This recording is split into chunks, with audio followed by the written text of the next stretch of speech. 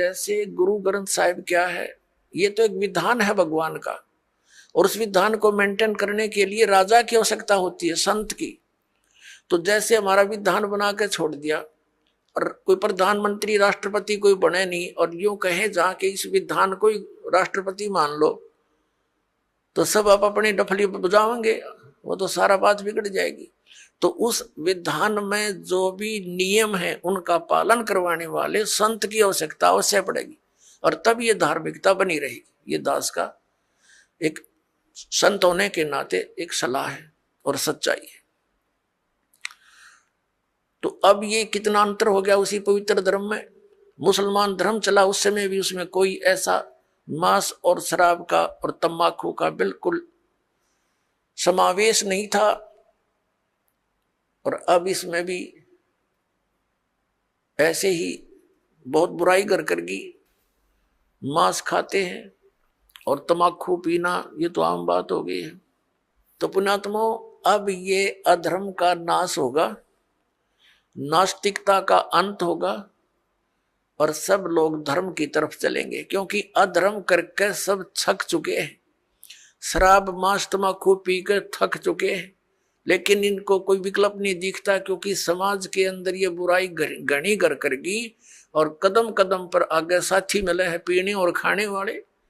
तो अब ये दास जो ट्राई कर रहा है, कोशिश कर रहा है कि सबज समाज बनाए, और समाज ही बच्चे जो पुण्यात्मा हैं वही अधिक मात्रा में हो जाएंगे बीड़ी शराब मांस तंबाकू से दूर और सतभक्ति करने वाले। तो धीरे धीरे उन बुराई को हटाएंगे, अन्य को भी दूर करेंगे, वो भी देखम देखा फिर अच्छाई पर लगेंगे। जैसे देखम देखा ये बुराई सब में घर कर गई है। अब प्रसंग जो चल रहा है पुण्यात्माओं कि अब ये जो समय है ये इन 4 युगों की करीब है, सतयुग त्रेता द्वापर की और इस कलयुग की। अब ये प्राइम टाइम है भक्ति का, मोक्ष कराने का। सतयुग त्रेता द्वापर में प्राणी वैसे ही बहुत सुखी थे, अच्छी आत्माओं का जन्म होता है, तो वो जो भी भक्ति शास्त्र विरुद्ध भी कर रहे होते हैं तो भी उनको सुख होता है। तो वो ये समझ बैठते हैं कि जो साधनाएं हम कर रहे हैं इन्हीं से हमें लाभ हो रहा। जैसे ये दास पहले भगवान श्री कृष्ण, भगवान विष्णु, भगवान शंकर जी, बाबा श्याम जी, हनुमान जी और भी जो भी देवी देवता हमारे पवित्र धर्म में हमें पूज्य बता रखे थे, सबकी पूजा करते थे। और वो अब पता चला वो तो शास्त्र विरुद्ध साधना थी जिससे लाभ हो ही नहीं सकता, और फिर भी बहुत से ढेर सारे सुख अपने जीवन में हो रहे थे। हम ये सोच बैठे थे कि इन्हीं साधनाओं से हमें लाभ हो रहा है। अब पता चला कि उन्हीं पूजाओं को करने वाले हमारे पड़ोस में गांव में उनके सर्वनाश हो गए। कभी बुद्धि नहीं गई कि ये भी वही पूजा करते हैं और इनका कति नाश हो गया, और हमें कैसे लाभ मिल रहा है। वो प्रारब्ध कर्म ही हमें प्रफुल्लित हो रहा था।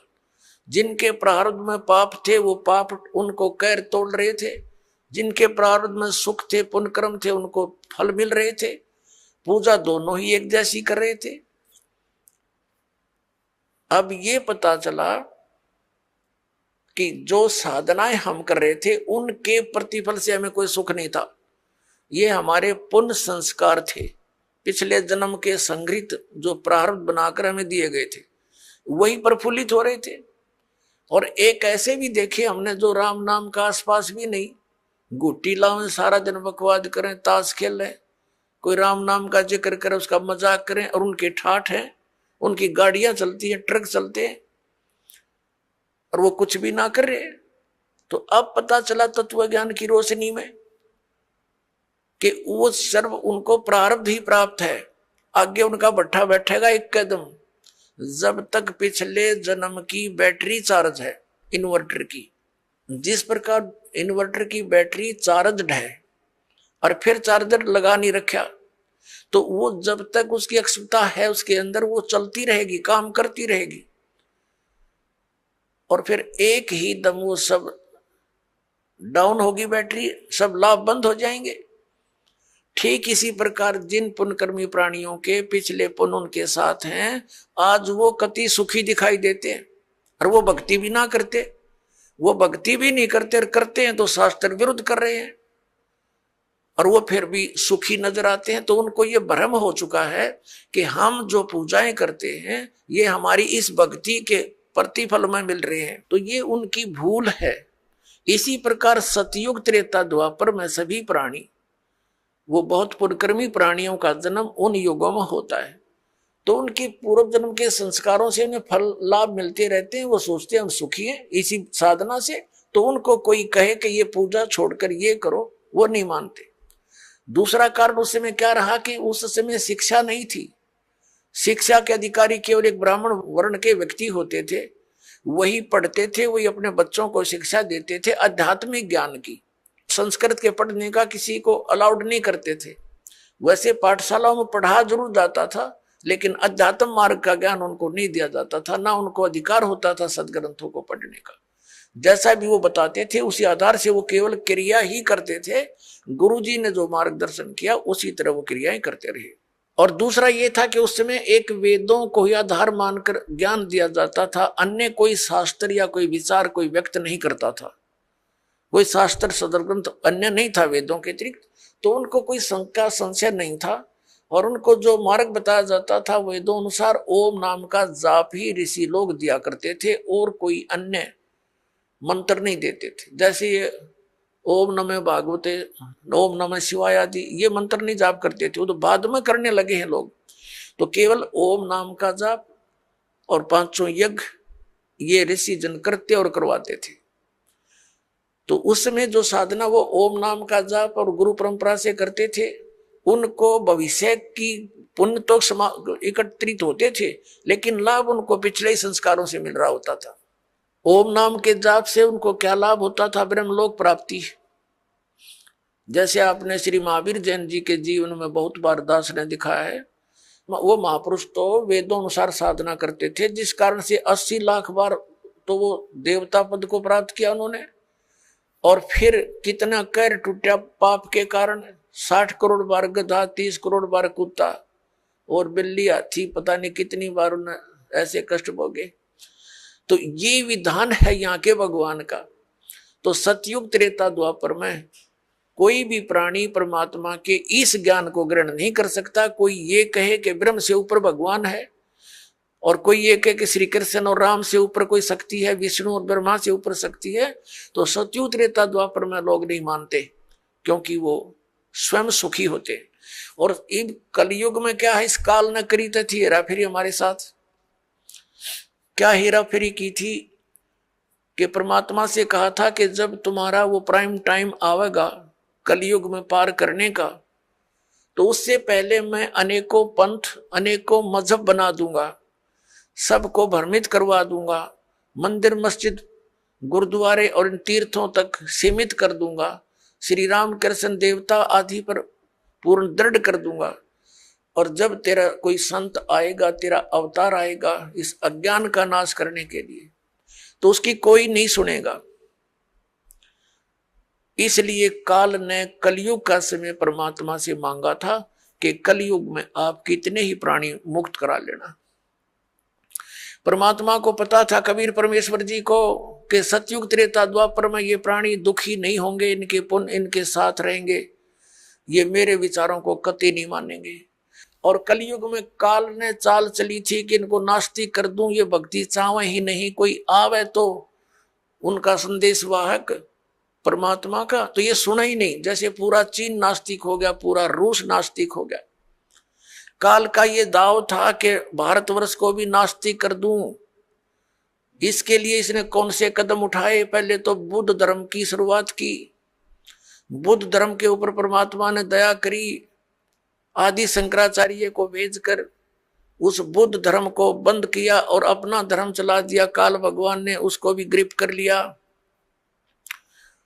उसने श्री कृष्ण, श्री राम, श्री शंकर जी को सुप्रीम पावर बताकर हमारे ऊपर ये पूरी साधनाएं थोप दी, और फिर साथ में मंदिर, ये तीर्थों और ये धामों की पूजाओं पर लगा दिए, बंदरों की पूजाओं पर।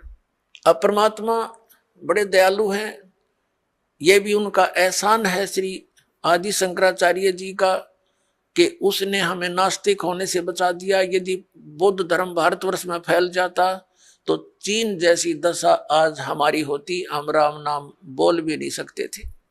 लेकिन बात वही की वही रही, आसमान से गिरे खजूर पर अटक गए।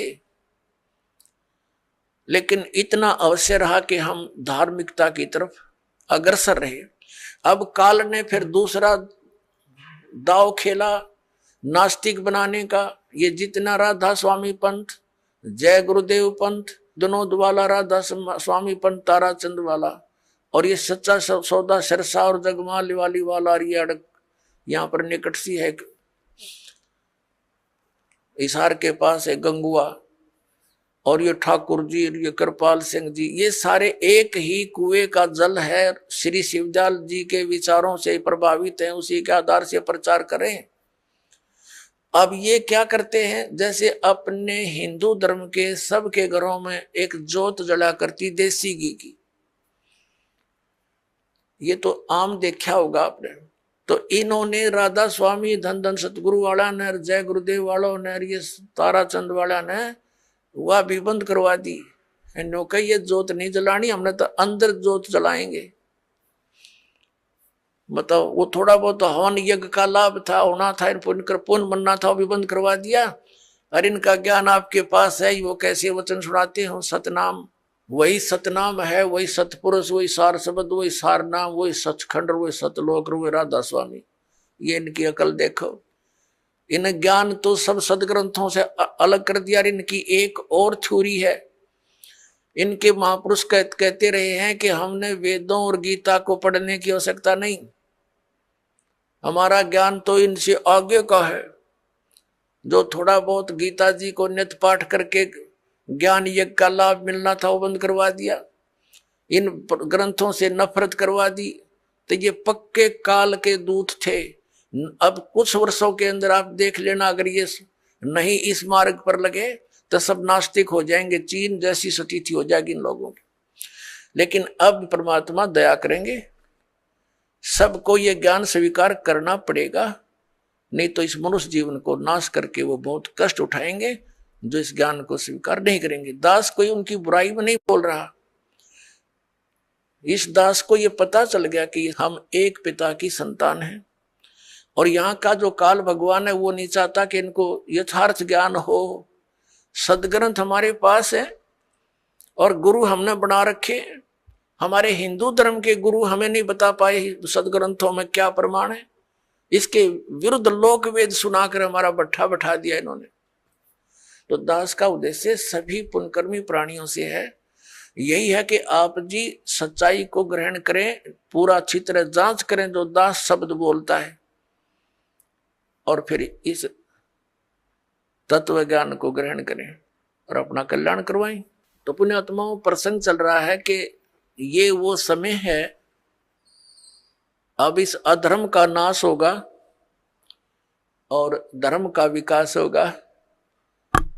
धर्म और धार्मिकता शास्त्र अनुकूल साधना करने से ही ऊपर उठेगी।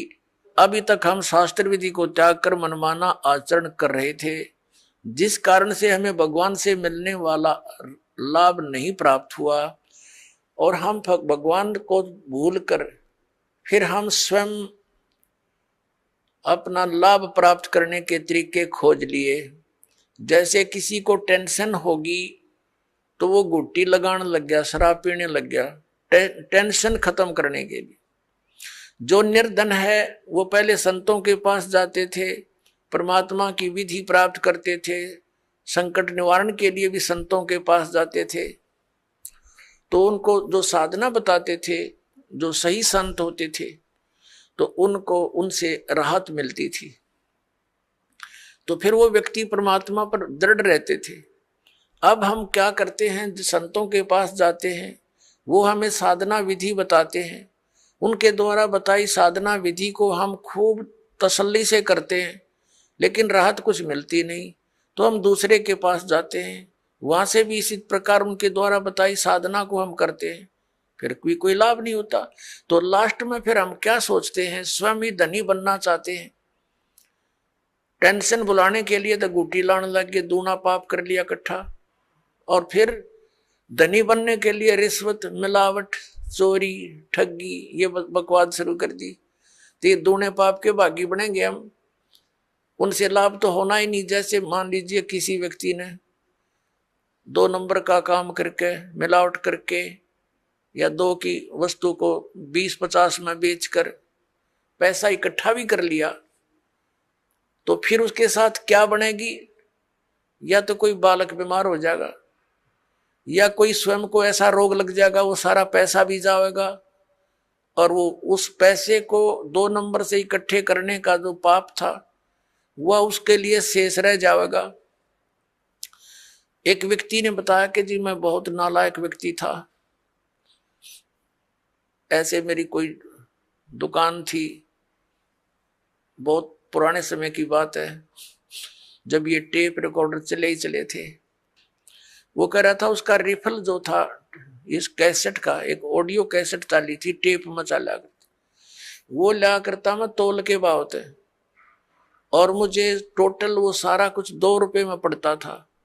उस पर सोनी की स्टैंप लगी हुई होती थी, और उसको मैं 32-30 रुपए में बेचता था, और वो टूट जाती थी 10-5 दिन में। फिर मैं उनको धमका देता था, मैं क्या करूं, तुम्हारा इंस्ट्रूमेंट खराब होगा।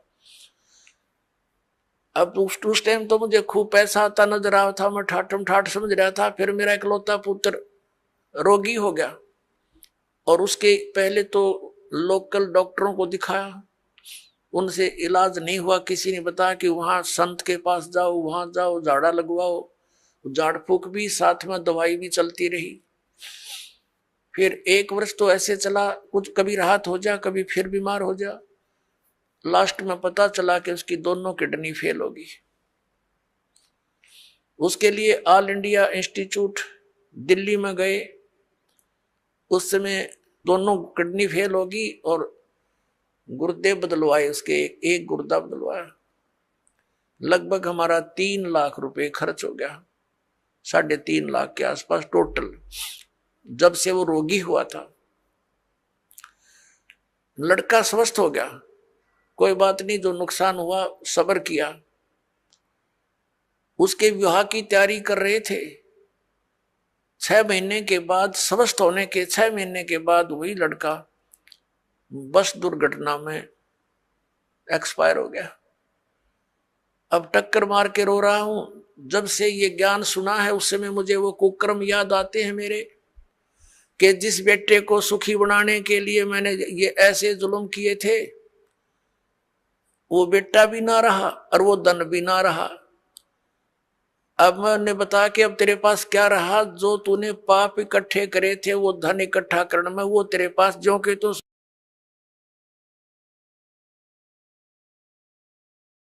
इसने धर लीजिए सिर पे, वहां धर्मराज के दरबार में। तो फिर उसने दीक्षा ली। पुण्यात्माओं, गलती इंसानों पर, बहुत भक्तों पर हो जाती है, लेकिन जब तक उसको ये पाप नाशक औषधि नहीं मिलेगी, वो पाप उसके ज्यों के त्यों रखे रहेंगे। तो कबीर परमात्मा दयालु हैं, उनको ये मालूम है कि ये बच्चे काल से भ्रमित ये ऐसी गलतियां कर रहे हैं। वो दयालु हैं। जैसे पुण्यात्माओं, जब तक आपको ज्ञान नहीं होता और आपने जो भी गलती कर दी वो अक्षम्य है, माफ करने योग्य है, और अब ज्ञान होने के बाद बकवाद करोगे तो फिर आपको अक्षमा नहीं होगी।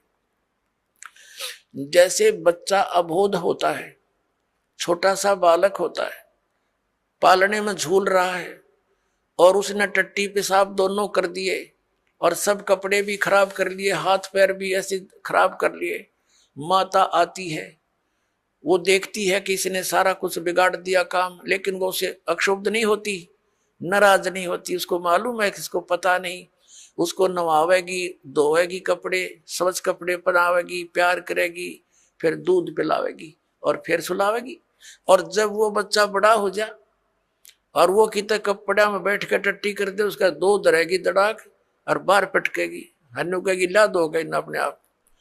तो ऐसे पुण्यात्माओं, जब तक हम अबोध हैं, हमें यह ज्ञान प्राप्त नहीं हुआ, तब तक तो हम ऐसे थे, गलती करके हम अपने पापों से सने पड़े हैं। तो ये परमात्मा कबीर जी दयालु हैं, ये अपने बच्चों को धोएंगे। इन पाप नाशक दवाई है मालिक के पास, इनके पास एक मंत्र है जो दास आपको देगा, आपके सभी पापों का नाश कर देंगे, आपके प्रारब्ध के पापों का भी नाश करेंगे, आपके संचित पापों का भी नाश इस मंत्र से होगा। जैसे फसल में पहले खरपतवार हो जाता था तो उसका कोई विकल्प नहीं था, कुछ एक तो कसोले कस्सी से उसको थोड़ा बहुत खुरच देते थे, वो फिर भी हो जाता था। जब फसल बड़ी हो जाती थी तो उसका कोई विकल्प नहीं था, वो साथ ही पला करता था फसल के। अब एक ऐसी मेडिसिन खोज होगी है कि उसको फसल में डाल दिया जाता है तो खरपतवार का नाश कर देती है, फसल को हानि नहीं करती। इसी प्रकार ये मटेरियल यानी ये केमिकल और ये साल्ट पहले विद्यमान थे लेकिन खोज नहीं थी। इसी प्रकार ये मंत्र परमात्मा ने पहले ही हमारे सदग्रंथों में विद्यमान कर रखे थे, ये हाथ नहीं लगे थे। अब इसकी खोज होगी, इस दास के पास उपलब्ध है, और इसे सब पाप नाश हो जाएंगे और आपके पुण्य शेष रह जाएंगे। और हम तभी परमात्मा प्राप्त कर सकते हैं जब हम पाप रहित हो जाएंगे। और यहाँ का विधान है ब्रह्म परब्रह्म ब्रह्मा विष्णु महेश और अन्य देवताओं का जैसे कर्म करोगे वैसा ही फल मिलेगा। पाप आपके अलग लिखे जाते हैं, पुण्य अलग लिखे जाते हैं, और फल मिलता है दोनों का। पुण्यों के लिए स्वर्ग महास्वर्ग, फिर यहाँ के छोटी मोटी सुविधा, राजा या अच्छी कोई पोस्ट, और नरक ये भी पैरेलल मिलेगा। कुत्ते गधे सूअर की योनि ये भी अवश्य भोगनी पड़ेंगी, लेकिन कबीर परमेश्वर की शरण में आने के बाद आपको अब ये पापों का दंड नहीं भोगना पड़ेगा। आपके प्रारब्ध के कर्मों का भी नाश होगा जो आपको हानिकारक होगी। इसलिए तो भक्ति करते हैं हम, इसलिए परमात्मा की खोज करते हैं कि हमारे ऊपर कोई आपदा आवे तो परमात्मा हमारी रक्षा करे। और जब वो आपदा भी आ रही है तो फिर प्रोटेक्शन क्या हुआ उस साधना का जो हम करें। जैसे हमने कोई शेड या झोपड़ी मकान बना रखा है, उसका उद्देश्य क्या है कि गर्मी सर्दी वर्षा से हमारी रक्षा करे। और जिसने हमने बना रखी है झोपड़ी या मकान और वो सारा पानी भी अंदर ही आ रहा है और धूप का भी असर ऐसे पैरेलल है, तो वो कुछ भी प्रोटेक्शन नहीं है आपका।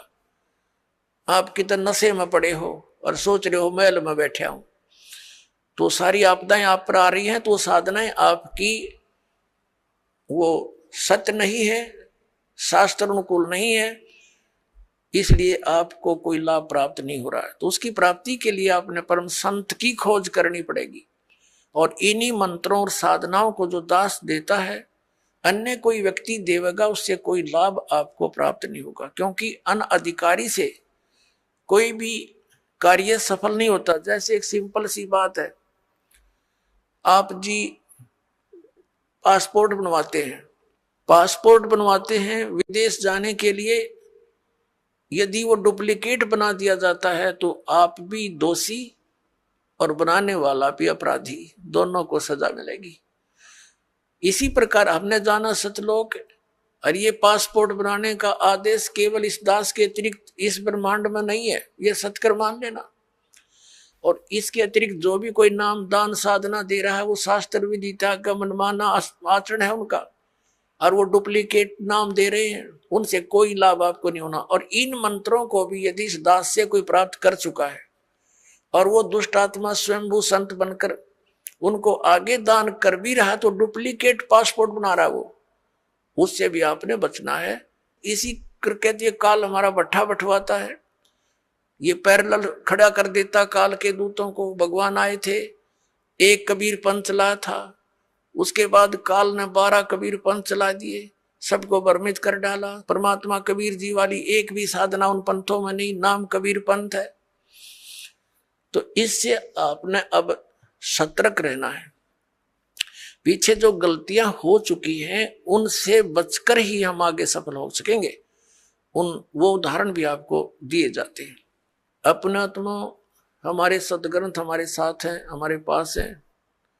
जैसे प्रसंग चल रहा था कि जो मंत्र आपको दिए जाते हैं ये यथार्थ जाप साधना है, सदग्रंथों में वर्णित है। और जो आपको दास साधना विधि और ज्ञान बताता है वो सूक्ष्म वेद से बताता है। तत्व ज्ञान रूपी 5वां वेद जो है, जो सच्चिदानंद घन ब्रह्म की वाणी में वर्णित है, उसके आधार से आपको ज्ञान देता है। तो उसके अंदर कंप्लीट ट्रीटमेंट है, यो पूरा कोर्स है। जैसे आप जी ने पवित्र हिंदू धर्म के धर्मी पुरुषों ने, भक्तों ने, बहनों ने पुराणों को खूब पढ़ा है, श्रीमद् भगवत गीता को भी पढ़ा है। श्रीमद् भगवत गीता में केवल एक मंत्र है, ओम, 8वें अध्याय के 13वें श्लोक में, वो ब्रह्म का मंत्र है। ओम इति एकाक्षरम ब्रह्म व्यवहारण माम अनुसमरण ये प्रियाति तजन देहम स याति परमाम गतिम। उसका भावार्थ ये है कि गीता ज्ञान दाता ये ब्रह्म है, श्री कृष्ण जी में प्रवेश करके बोल रहा है। ये कह रहा है कि मुझ ब्रह्म का केवल एक ओम मंत्र है, नथिंग एल्स, ये एक अक्षर है। और इसका उच्चारण करके सिमरण करता हुआ जो शरीर त्याग कर जाता स याति परमाम गति, वो ओम से मिलने वाली जो परम गति उसको प्राप्त होता है। ओम से क्या होती है? ब्रह्मलोक प्राप्ति। ब्रह्मलोक में गए हुए प्राणी भी वापस आते हैं। 8वें अध्याय के 16वें श्लोक में गीता जी में ये भी स्पष्ट किया हुआ। और गीता ज्ञानदाता स्वयं भी दूसरे अध्याय के 12वें श्लोक में, चौथे अध्याय के 5 और 9 श्लोक में और 10वें अध्याय के दूसरे श्लोक में कहता, अर्जुन तेरे और मेरे बहुत जन्म हो चुके, तू नहीं जानता मैं जानता। इसे सिद्ध है कि गीता ज्ञान दाता भी अविनाशी नहीं है, ये नाशवान है। तो इसके भगत भी नाशवान, जन्म मृत्यु समाप्त नहीं होगी। फिर गीता जी अध्याय नंबर 17 के श्लोक नंबर 23 में साधना का ज्ञान है। 3 मंत्र बताए हैं, ओम तत्सत इति निर्देश ब्रह्मण त्रिविधि समर्थ है, यानी सचिदानंद घन ब्रह्म, उस परम अक्षर ब्रह्म की प्राप्ति के लिए ये 3 मंत्र की मजदूरी है, साधना है। अपने आत्मा और कोई मंत्र इसमें जाप नहीं। तीसरे अध्याय के 10 से लेकर 15 तक श्लोकों में गीता जी में यज्ञों की जानकारी दी है, विधि नहीं बताई है, यज्ञों का लाभ बताया है। तो ये सब सारा कुछ कंप्लीट जो कोर्स आपको दिया गया है, ये कहाँ लिखा है? ये सूक्ष्म वेद में लिखा है। पुराणों के अंदर आप जी पढ़ते हो, कहीं पर हरियम नाम है, कहीं पर कलम नाम लिखा है, कहीं पर श्रम लिखा है। ये कहीं कोई जाप करने का बताया, कहीं ने किसी ने कुछ बताया। तो परमात्मा ने आकर के सतयुग के प्रथम चरण में ब्रह्मा जी आदि कईयों को मिले थे, वो महापुरुषों को मिलते हैं, उनका गुण है। तो उनको ये कंप्लीट प्रथम मंत्र देने की, बताने की चेष्टा की थी। तो उन्होंने उनको स्वीकार ना करके उस में से अपने अपने स्वार्थवश मंत्र निकाल लिए और उनकी साधना शुरू कर दी। और ये ऐसे जो मंत्र हैं, स्ट्रॉन्ग मंत्र हैं, इनके जाप से शीघ्र ही लाभ प्राप्त हो जाता है। जैसे एक बार ये दास एक शहर में पाठ कर रहे थे, पर गांव गांव में, घर घर, नगर नगर में जाते थे हम, श्रद्धालुओं के 3 दिन पाठ करते थे, सत्संग सुनाते थे, सब परिवार को बिठाकर समझाया करते थे। तो उनका एक पड़ोसी था, उसको बुला लिया, कहा जो आप भी सत्संग सुन लो, ज्ञान सुनो। सत्संग सुनने के बाद वो पास में आकर बैठ गया। 5-7 भगत थे। वो कहने लगा, जी मुझे तो वो मंत्र दे दे जिसमें नरी माया माया इकट्ठी हो, और नहीं चाहिए हमने कोई भी, मोक्ष मास की मुझे जरूरत नहीं। तो ये इस टाइप के व्यक्ति हैं। वो उन्होंने ऐसा ही कर लिया पहले, जैसे एक मंत्र सिलेक्ट कर लिया, किलम, इसकी साधना करी, इसे सिद्धियां आ गई। उस सिद्धि एक हल्दी की गांठ प्राप्त करके पंसारी बन गए, कर लिया ना सपना भी। फिर किसी ने दूसरा मंत्र शुरू कर दिया, श्रम श्रम करेंगे, तो उससे ये दुर्गा का मंत्र है, इससे शक्ति माया की सिद्धि हो जाती है, छोटा मोटा कार्य सिद्ध हो गया, फिर चौड़ चपट। तो ऐसे यू काम बिगाड़ रखा था। अब ये कंप्लीट कोर्स आपको दिया गया है, इसको ऐसे ही करना पड़ेगा।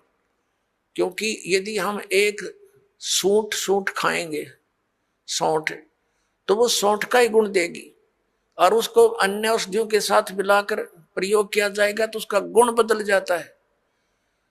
ठीक इसी प्रकार हम इस विधि को प्रयोग करेंगे, इस प्रकार से हम साधना करेंगे तो उसका फल होगा। जैसे आज प्रसंग चला था कि प्रथम मंत्र भी आपको दिए जाते हैं, और सतनाम के अंदर भी उन्हीं मंत्रों का कुछ समावेश है। तो कुछ भोली आत्मा ये भ्रमित हो जाते हैं कि बताओ वो नाम भी उधर भी वही है, उलट पुलट करके यहाँ दे रखे। इनमें बहुत अंतर होता है। जैसे एक आयुर्वेद में लिखा है कि शहद और घी को यदि समान मात्रा में मिला दिया जाए तो विष बन जाता है, और उसको विषम मात्रा में बनाया जाए तो वो अमृत बन जाता है। जैसे 2 चम्मच शहद और 1 चम्मच घी डाल दिया तो अमृत बन गया, और दोनों 1-1 चम्मच मिला के खा लिया तो विष का काम करता है। तो इसी प्रकार वेद को पता होता है कौन सी औषधि किस प्रकार मिलाने से ये गुण युक्त होती है। तो ये दास इस अध्यात्म मार्ग का वेद है। आप एक सिंपल समझो, आप जन्म मरण रोग के रोगी हो, ये दास वो वेद है जिसको कंप्लीट कोर्स याद है इस जन्म मरण मृत्यु के रोग के नाश करने का। और आज तक या तो भगवान को ज्ञान था या परमात्मा जिन महापुरुषों को मिले वो कौन कौन है, आदरणीय धर्मदास साहिब जी, आदरणीय नानक साहिब जी, आदरणीय मलुकदास साहिब जी, आदरणीय दादू साहिब जी, आदरणीय गरीबदास साहिब जी, गांव छुडानी, जिला जज्जर, हरियाणा वाले, आदरणीय गीसा दास साहिब जी, गांव खेकड़ा, जिला मेरठ, उत्तर प्रदेश वाले। इन महापुरुषों की तो दास को जानकारी है कि इनको मालिक आकर मिले हैं, इनसे संपर्क साधा है और इनको वही ज्ञान दिया जो दास को दे रखा है। लेकिन इनको थोड़ा सा एक प्रार्थना की थी भगवान ने कि तुम इन मंत्रों का जाप कीजिए, लेकिन आगे जो सतनाम और सारनाम है ये भी सार्वजनिक नहीं करना। लेकिन वो महात्मा प्रथम मंत्र का जाप देते थे, लेकिन बीच बीच के 5 नाम ही देते थे जो आपको 7 मंत्र अब बनाकर दिए जाते हैं। इसलिए गुरु ग्रंथ साहिब में 5 मंत्रों का और 5 धुनात्मक शब्दों का जो जिक्र है वो इन्हीं कमलों के अंदर सभी भगवानों के इनमें कमलों में ये धुन हो रही है। जैसे आप देखोगे राष्ट्रपति भवन में भी एक धुन चलती रहती है और गवर्नर भवन में भी एक धुन चलती रहती है, कंटिन्यू चलती रहती है। अब तो ऑटोमेटिकली इंस्ट्रूमेंट बन के, पहले विशेष ड्यूटी लगाई जाती थी नौकरों की, वो उनके वहां एक विशेष प्रकार की राष्ट्रीय धुन का हमेशा चालू रखते थे। तो इस प्रकार इन सभी भगवानों के इन कमलों स्थानों पर जहां जहां ये इनके लोक है वहां ये धुनें हो रही है, उनका फिर हम सुन रहा है इस टेलीविजन में, हमारे शरीर में। जैसे कोई भी कार्यक्रम कहीं हो रहा है तो टेलीविजन पर हम यहाँ देख रहे हैं, लेकिन वो टेलीविजन में नहीं है, वहां तो हम देख रहे हो, सुन रहे हैं, वो वास्तव में कहीं और होता है। तो ऐसे ये मंत्र हैं। तो पुण्यात्मा जो दास आपको मंत्र देता है, जो ज्ञान देता है, ये बिल्कुल फाइनल समझ लेना। और उपदेश प्राप्त होने के बाद केवल आप दास जो आदेश आपको दे उसका पालन करना है, उसमें अग्रम मग्रम नहीं करनी, नहीं तो फिर आप भक्तिहीन हो जाओगे। तो कहने का भाव यह कि आज का जो सत्संग चल रहा है किस उद्देश्य से है कि ये वो समय है जो हमें मोक्ष प्राप्त कराएगा। परमात्मा ने कहा था 600 वर्ष पहले जब मालिक कबीर परमेश्वर जी आए थे कि जब बिचली पीढ़ी आवेगी धर्मदास जी कि तब तक तू इस मंत्रों को छुपा के रखना, इस मूल ज्ञान को भी डिक्लेयर मत करना तुम, नहीं तो इन काल के भेजे हुए दूतों के ये मंत्र और ये नाम ज्ञान सब हाथ लग गया तो वो भी यही प्रचार करते पाओ। जैसे राधा स्वामी पंथ है, डेरा सच्चा सौदा सिरसार, ये जगमालवाड़ी, ये कृपाल सिंह ठाकुर सिंह, और ये ब्यास वाला डेरा जय गुरुदेव, और ये भिवानी वाला, दनौद वाला, जो ताराचंद वाला, ये सारे श्रद्धालु बेचारे चले तो थे भगवान पाने के लिए, लेकिन ये शिवजाल का फंस गए। उसने कख पता नहीं था, 5 नाम काल के जाप करे और करवाए और भूत बन गया।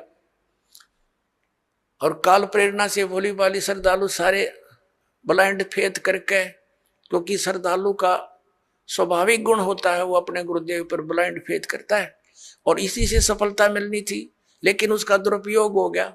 बबूल के पौधे को, किक्कर के पौधे को आम का पौधा जान कर बो लिया और उसकी सिंचाई कर रहे हैं आम प्राप्ति का उद्देश्य रखकर। ये इनकी महाभूल है। 5 नाम काल के मोक्ष की प्रतीक्षा, देख कैसी भूल लगी है इनके। तो पुण्यात्माओं, दास का प्रयत्न ये ना समझना कि मैंने आपसे कुछ धन संग्रहित करना है ना। दास 2 रोटी खा रहा था, नौकरी थी सरकारी, जेई की पोस्ट पर विराजमान था, 2 रोटी का गुजारा बहुत ठीक चल रहा था। लेकिन जब से दास को ये पता चला, जब तक नाम देने का आदेश नहीं था तब भी दास घर घर जा जाकर समझाया करता था, गुरुजी से ला करके नाम दिलाया करता था। और फिर उन्होंने दास पर यह भार सौंप दिया, आशीर्वाद दे दिया कि बेटा तुम नाम दिया कर। तो उस दिन के बाद फिर और ज्यादा जिम्मेवारी बढ़ गई, इस तत्व ज्ञान को फैलाऊं। विरोध का भी रिकॉर्ड तोड़ दिया, काल ने क्रोथा कांड करवा दिया, इसी कारण से अत्याचार करवा दिया हमारे ऊपर, लेकिन समर्थ साथ था, कुछ बिगाड़ नहीं पाए। पिछला इतिहास देख लो, संतों भक्तों के साथ जिन्होंने जुल्म गुजारे लेकिन वह सफल नहीं हो पाए, अंत में मुंह की खानी पड़ी। और यही दशा अब इनकी हो रही है। तो पुण्यात्मा, परमात्मा का एक विधान है, क्योंकि परमात्मा कबीर जी जब आए थे उनके साथ भी बहुत कैर तोड़े थे, नकली गुरुओं ने जुल्म करवाए थे। उबलते हुए सरसों के तेल के कढ़ाई में बैठा दिया भगवान को, लेकिन कुछ बिगाड़ नहीं पाए। झेरे कुएं में डालकर ऊपर से कंकर पत्थरों से भर दिया, परमात्मा बाहर बैठे पाए। कारण क्या था? वो यही ज्ञान दिया करता जो दास आज उन्हीं का दिया हुआ आपके रूबरू कर रहा है। आज आपको क्यों स्वीकार्य हो गया? क्योंकि आप शिक्षित हैं और प्रमाण आपके समक्ष हैं। ये इंस्ट्रूमेंट, ये इंटरनेट, ये प्रोजेक्टर, ये चैनल मालिक ने आपके लिए बनवाए ना। जीव सत्तर की सोच नहीं है ये इस तरह के इंस्ट्रूमेंट बना ले। ये पहले ना बनाए, आज तो 100 साल पहले कहाँ थे ये हैं? वही मनुष्य थे, अरिंत अच्छे बुद्धिमान और बहुत अच्छे नेक आत्मा थी। अब परमात्मा ने ये बुद्धि दी है ताकि मेरे बच्चे घर बैठे देख सके प्रमाणों को, और पहले शिक्षित किया आपको कि इन भ्रमित करने वाले काल के दूतों से तुम स्वयं सतर्क होकर के देखो सदग्रंथों को, ये क्या बता रहे हैं। इन्हीं की साक्षी लेकर के ये आपको इसके विपरीत ज्ञान दे रहे हैं। तो आज इसलिए हम सब, उसके बिना ये कदम भी नहीं चल सकते हम इसे घोर कलयुग में। और आज हम कितने सफल हो रहे हैं, क्योंकि हमारा ज्ञान सच्चा है, हमारा भगवान सच्चा है, और हम सत्य के ऊपर संघर्ष कर रहे हैं।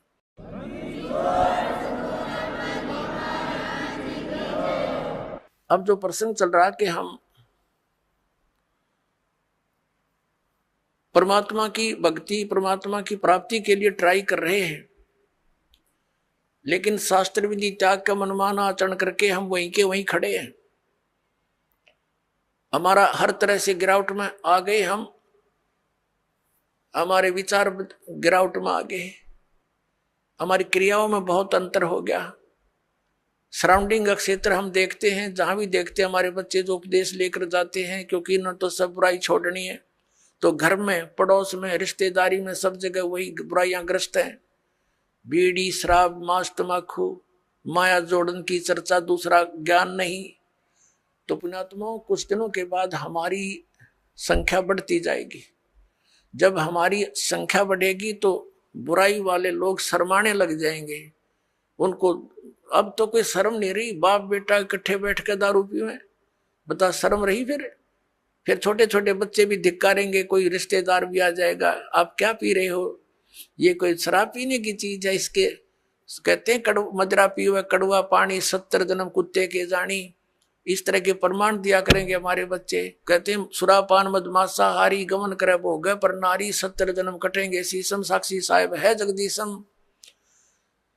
और परमात्मा कहते हैं 100 नारी जारी करे सुरापान 100 बार, एक जन्म हुक्का भर दे वो डूबे काली धार। तमाकू के अंदर इतना दोष है कि एक पर स्त्री गमन करने वाले का 70 जन्म तक अंधा हो डोले, पर द्वारा स्त्री का खोला 70 जन्म अंधा हो डोले।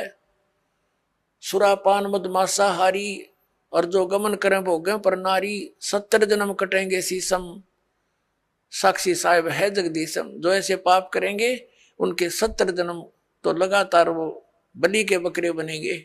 परमात्मा ने कहा कि 100 नारी जारी करे, एक पर स्त्री गमन करने का क्या बताया है कि 70 जन्म तक अंधा होकर धक्के खावे, और फिर 70 जन्म वो बलि का बकरा बनकर गल कटवावे। कितना घोर पाप है। और फिर कहते हैं ऐसे ऐसे 100 नारी जारी करे, 100 सुरापान 100 बार। एक बार सुरापान करने का कितना पाप है। मदरा पीवे कड़वा पानी और 70 जन्म कुत्ते के जानी। जो मदरा एक बार भी पीते हैं 70 जन्म कुत्ते के होंगे। जैसे आप इस मारीची जी के जो महावीर जैन के जीव की कथा सुनते हो, 60 करोड़ बार गधा, 30 करोड़ बार कुत्ता, तो ये इन्हीं दोषों के प्रतिफल में बनते हैं। तो हम गलतियां कर जाते हैं किसी जन्म में, फिर वो लिखे जाते हैं, इकट्ठे होते हैं, फिर वो भोगने पड़ते हैं। तो क्या बताया है, मदरा पीवे कड़वा पानी, शराब पीता है जो 70 जन्म कुत्ते के जानी। आज तक टिट्टी पाक रहा, गुट्टी ला के होटलों में बैठ के मौज मार रहा, फिर कुत्ता बन के गंदी नाली के जल को पिया करेगा। ले अब तेरी मदरा ये बन गई, मदरा पीवे कड़वा पानी, 70 जन्म कुत्ते के जानी। और फिर क्या बताते हैं, पर द्वारा स्त्री का खोले, 70 जन्म अंधा हो डोले। फिर क्या बताते हैं, 100 नारी जारी करे। जो 100 नारी पर नारी भोगेगा उसको कितना घोर पाप होगा। और सुरापान 100 बार, एक बार सुरापान यानी शराब पीने का कितना दोष है, अभी आपको बता दिया। ऐसा 100 बार कर ले और एक चलन हुक्का भर दे, पीने वाले का तो गर्क बेड़ा है ही, एक हुक्का भर के देने वाले को इतना पाप लगेगा।